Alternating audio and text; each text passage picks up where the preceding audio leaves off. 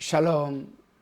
오늘 하루도 하나님의 말씀으로 하루를 시작하는 여러분들에게 하나님의 협력하심과 인도하심과 보호하심이 함께하는 하루가 되시기를 바랍니다. 오늘은 시편 110편 1절로 7절의 말씀을 가지고 영적인 리더라는 제목으로 묵상한 것을 우리가 서로 나누어 봅니다. 요즘 교회 안에서 젊은 청년들을 부흥시키기가 결코 쉽지 않은 것 같습니다. 언제부터인가 교회 안에 청년들이 하나둘씩 세상으로 나가서 돌아오지 않기 때문입니다. 그 이유가 무엇일까? 저 또한 이 부분에서 참으로 많은 고민을 해보았습니다. 그런데 오늘 본문 3절에 주의 권능의 날에 주의 백성이 거룩한 옷을 입고 즐거이 헌신하니 새벽 이슬같이 같은 주의 청년들이 주께 나온도다라는 말에 저는 정신이 번쩍 들었습니다. 그렇구나. 하나님의 사람들, 특히 장년들이 구별된 옷, 즉 세상 사람들과 구별된 삶을 살아내는 구원의 속옷과 의의 겉옷을 입지 못하고 있기 때문에 즐거움이 없고 기쁨이 없으니 어찌 청년들이 교회에 안주할 수 있을까? 여러분, 이 부분에서 이사야서 61장 10절 말씀을 한번 읽고 묵상해 보시기를 바랍니다. 이사야서 61장 10절입니다. 이제 본문 1절로 3절의 말씀을 묵상한 것을 나누어 봅니다. 본문 1절에 보면은 여호와께서 내 주에게 말씀하시기를 내가 내 원수로 내 발등상 되게 하기까지 너는 내 우편에 앉아 있으라 하셨도다. 2절에 여호와께서 시온에서부터 주의 권능의 호를 내어 보내시리니 주는 원수 중에서 다스리소서.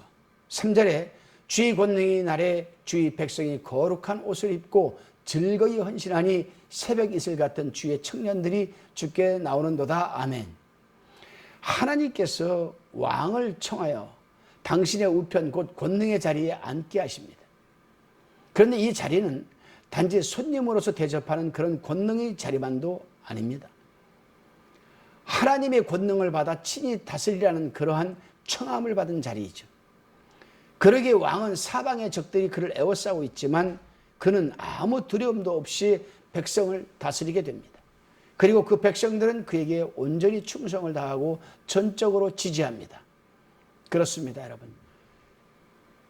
요즘 우리 자유대한민국이 참 많이 어지러워져 있습니다.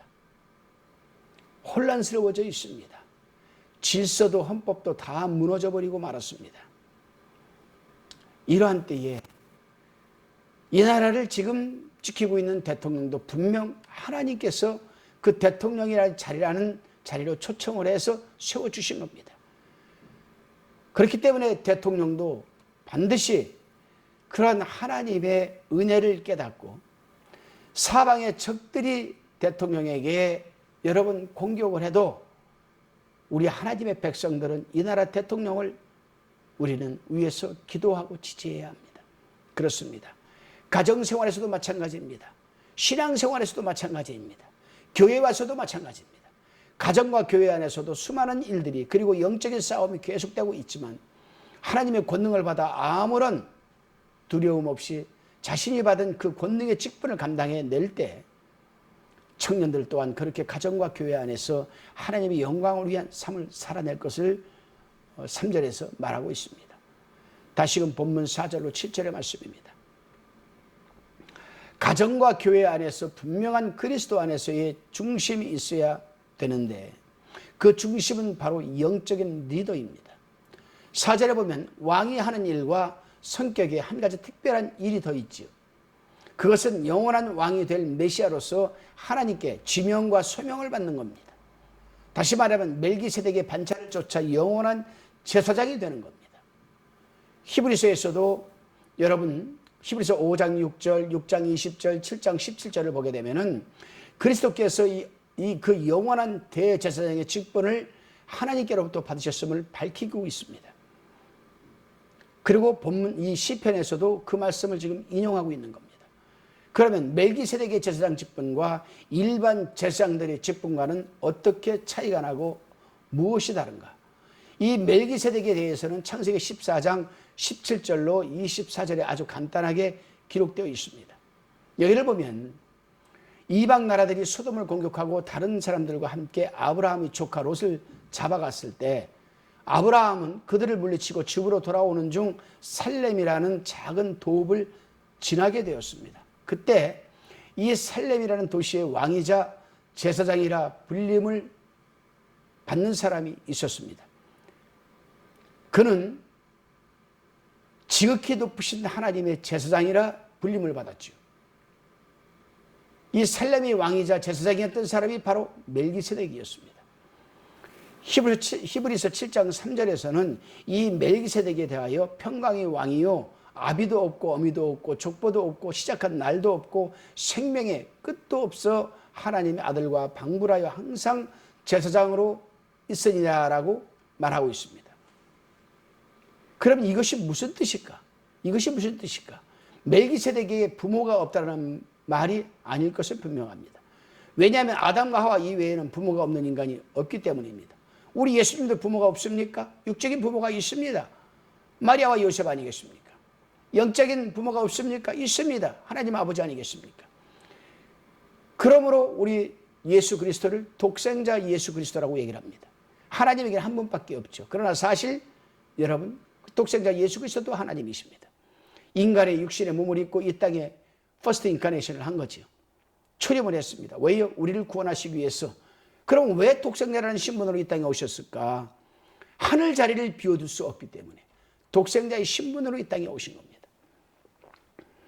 그러므로 그의 직분을 가리켜 한 말이 분명한 겁니다. 그렇지 않고서는 멜기세덱을 이런 말로 소개할 수 없죠. 그리고 이 말은 멜기세덱이나 또 왕이나 제사장의 아들이었기 때문에 왕과 제사장이 된 것이 아니다라는 뜻입니다. 하나님께서 친히 임명하여 왕과 제사장으로 삼았다는 말씀입니다. 이렇게 생각할 때 멜기세덱은 다른 사람이 아닌 우리 예수 그리스도와 같은 사람이었습니다. 그렇습니다. 우리 하나님의 사람들은 만인 제사장 시대에 지금 살고 있는 왕 같은 제사장들이라고 베드로전서 2장 9절에서 증거하고 있습니다. 저나 여러분이나 우리는 다 만인 제사장입니다. 다 왕 같은 제사장, 또 그의 백성입니다. 이 직분은 비록 사람이 세우기는 하지만 하나님께서 허락하신 직분인 것입니다. 중요한 것은 우리는 다 왕같이 제사장같이 직분을 감당하고 있느냐 없느냐 여기에 우리는 초점을 맞춰야 됩니다. 그렇습니다, 여러분. 예수님께서 하나님 우편에 앉아 계셔서 우리를 돕고 있습니다. 본문 5절에 나옵니다. 모두가 하나님께서 세우신 왕같은 제사장들이요 또 그러니 담대하게 직분을 우리는 감당해 내야만 합니다. 하나님께서 여러분에게 주신 은사, 능력, 직분 100분 발휘하여서 담대하게 영적 싸움을 치루어 승리하시는 오늘 하루가 되시기를 주님의 이름으로 축원합니다. 기도드리시겠습니다. 주님, 우리가 신앙생활을 하면서 어떤 상황 속에서도 움츠러들지 말게 하시고 우리에게 주신 은사와 직분을 권세와 능력 있게 잘 사용하여서 가정에서 교회 안에서 구원의 감사의 옷을 단단히 입게 하여 주시고 의로운 행함의 열매가 넘치게 하사 즐거움이 넘치게 하여 주셔서 청년들이 보고 배우며 소망이 넘쳐나게 하여 주옵소서. 그리고 힘들고 지칠 때마다 우리 주님이 하나님 우편에 앉아서 우리를 돕는다는 사실과 우리는 다 왕같은 제사장이라는 사실을 잊지 말고 오늘 하루를 살아내게 하옵소서. 감사드리며 예수님의 이름으로 기도드리옵나이다.